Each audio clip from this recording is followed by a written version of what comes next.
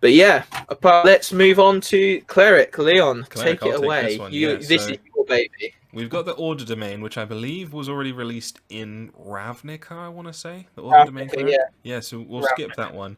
I do want to just say one quick thing about it, and it's Tasha's note. Finally, a whole faith about colouring inside the lines. I just love that level of bitchiness. She clearly doesn't like it. But the cleric in this book, one of the subclasses is one of these new subclasses is my favorite thing about the whole book. And next we're going to talk about the peace domain, so it's not that one. And Tasha says about the peace domain, have these peaceful clerics even considered their subverting a mostly holy system, one where bad decisions coincide with the teaching power of pain? Tasha is a bitch. She was raised by Baba Yaga. I don't think that she has the nicest disposition. Yeah, that's very fair. Now, I'm gonna give you my my rating now. I don't really want to spend too much time on the peace domain. I'm gonna give it 1 thumb down out of 2 thumbs down, which is essentially a 2 out of 5. It's so boring. It is. We talked about it, and the way we described it is like, I like pasta too. Like it's just so vanilla, and then it gets a bit cool at like the higher levels, but you're like, it took too long, dude. Yeah, do you know what I like with my pasta? Plain brown rice. yeah. Like, it was like, you get some pasta, you get some plain brown rice, and we're gonna give you some unflavored chicken at the top. And I'm just like, oh, okay, cool. I'm going to give broad strokes for this subclass. I'm not going to go into any detail because I don't want to, but essentially it's a lot of healing stuff, which is fun. It's very much the archetypal cleric where everything you do is based around helping people. I mean, the artwork for the cleric itself is just a guy in it with some kind of cloak and a pair of trousers. He's not even wearing shoes. He doesn't even have armor. Yeah, he doesn't have armor. Which you're like, every time you think cleric, you're like, dude in armor with mace, go. And there's just this dude like, have you seen my 6-pack, bruh? Like, that's it. It's just the blandest cleric. I can't imagine why anybody want to play it. You know, if you just want to be a cleric that can kick ass and heal, just play a life cleric. Just play life domain. I can't understand why you would choose peace over that. Man. Huh? Grave cleric. Yeah. Grave cleric shits both of them, man. Like, if they hit 0 hit points, you do full healing on them, like, every time. Like, anyway, that brings me to my favorite class, and I need to show you the artwork for it because it's absolutely outstanding. I don't know if you can see this, but yeah, this is the Twilight Domain cleric, and it just kicks ass. There's some good shit here. I don't think I've ever played a cleric before, but this is one that I really do want to play. So let's see what Tasha says about this. It says, I can't believe I'm writing this, but I think I could get behind a faith focused on mood lighting and evening wear, which is just amazing. And the artwork just reeks of mood lighting and evening wear. But anyway, what do they get? So let's look at the spells. And again, same as the bard, these spells just make sense. Maybe not for clerics on the whole, but for this specific subclass, they just make sense. So level 1, you get Fairy Fire and Sleep, which really do make sense for a class based around nighttime and Twilight. Level 2, Moonbeam, again makes sense, and Sea Invisibility. Then at level 5, you get Aura of Vitality and Leomund's Tiny Hut, which we'll talk about more in a second. Level 7, Aura of Life and Greater Invisibility. And then finally, level 9, you get Circle of Power and Mislead. First level, looking at feats now, you get a couple of bonus proficiencies. You get proficiency with martial weapons and heavy armor. So we'll look at the rest, but instantly, this is almost already better than any paladin. I'm just saying that. Okay? You like paladins as well, so that's a big deal. Huh? I do like paladins. Paladins are one of my top 3 classes. But what else we got? We got Eyes of the Night. Now, oh, this is ridiculous. Listen. You get dark vision out to 300 feet. Shrouds only have 120. How can people who live in the dark not have this? I'm not done, Adderson. I'm not done. I'm not done. I'm not done. I'm not done. There's more here. There's more here. As an action, you can magically share the dark vision of this feature with willing creatures you can see within 10 feet of you, up to your wisdom modifier. You can give your whole party 300 feet of dark vision. Humans are now great in dungeons. We've done it, lad. We've done it. We've finally made them not useless when it comes to dark at the night. Right, okay? Let's go home, lads. Let's pack it up. That's amazing. That's amazing. Overpowered? Maybe. Do I care? Absolutely not.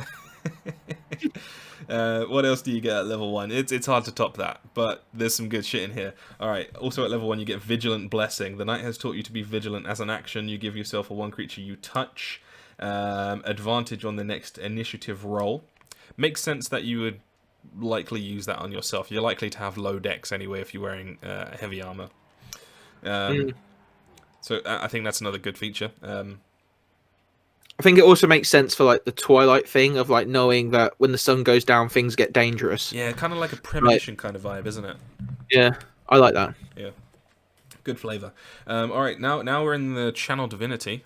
One of the this is great. I fucking love this. And this is called Twilight Sanctuary. And I just mentioned Leomund's Tiny Hut earlier. I think this kind of feels like an extension.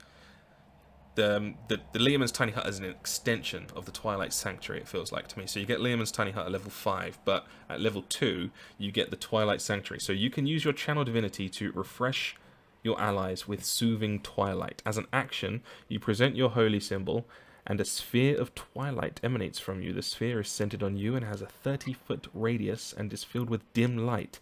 The sphere moves with you and lasts for 1 minute or until you are incapacitated or die. Whenever a creature ends its turn in the sphere, you grant that creature one of these benefits. You grant it temporary hit points equal to 1d6 plus your cleric level, or you end one effect on it, causing it to be charmed or frightened.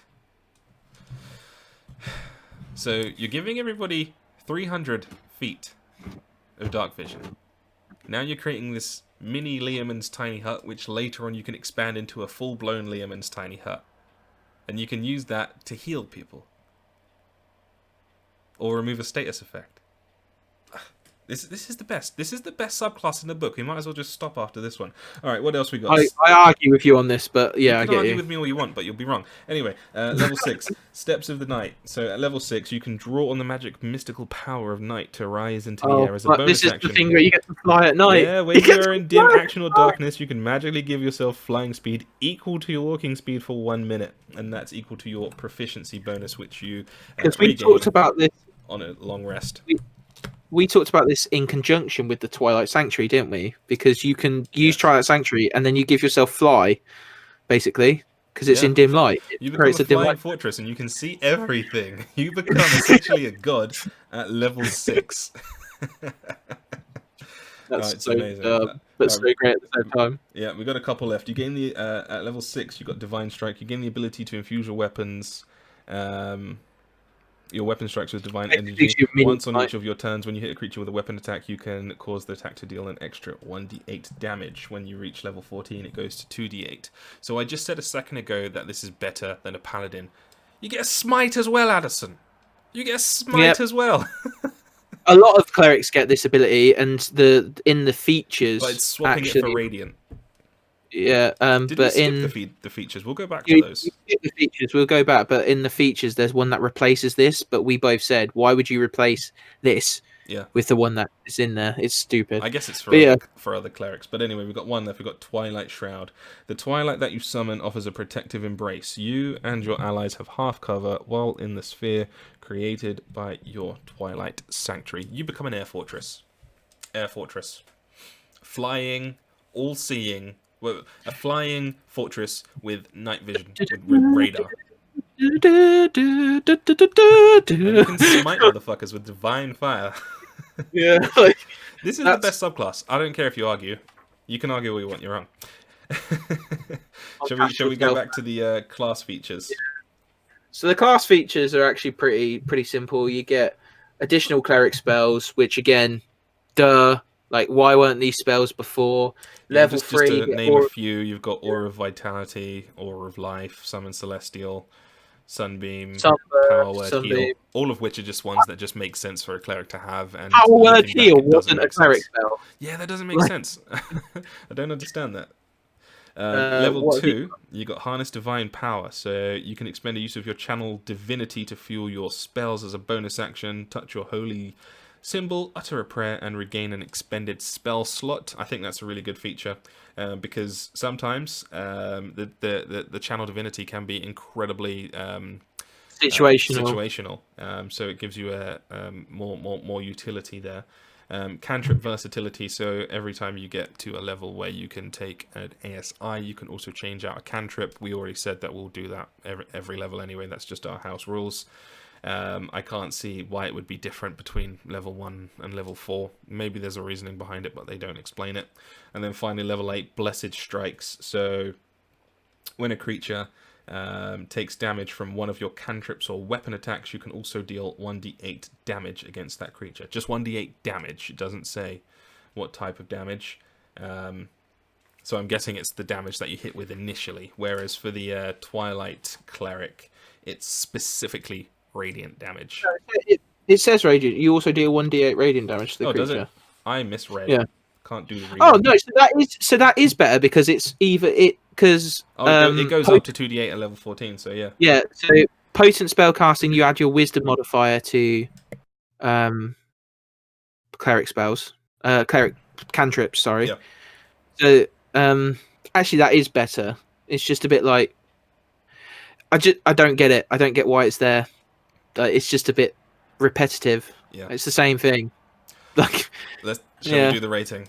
All right. So shall we do the cleric section as a whole first?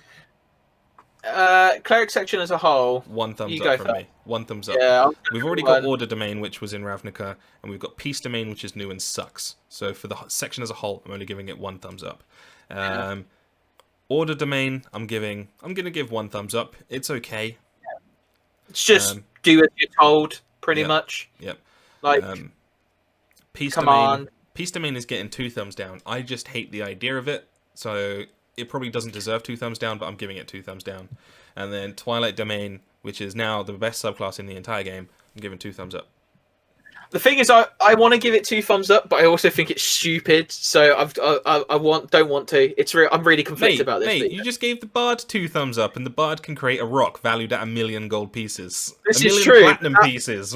Again, that was stupid and funny. So again. What, so 300 feet of dark vision in a flying fortress isn't stupid and funny. No, that's what I'm saying. This is what I'm saying. What